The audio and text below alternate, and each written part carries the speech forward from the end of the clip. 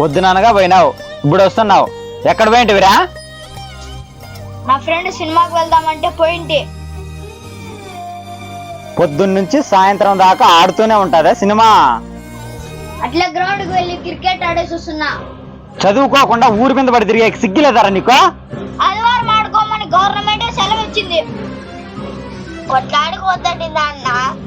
నాన్న పనికెళ్ళాడు, ఇంటి దగ్గర ఆడబిడ్డ ఒక్కటే ఉండదని జ్ఞానం లేదారా నీకు?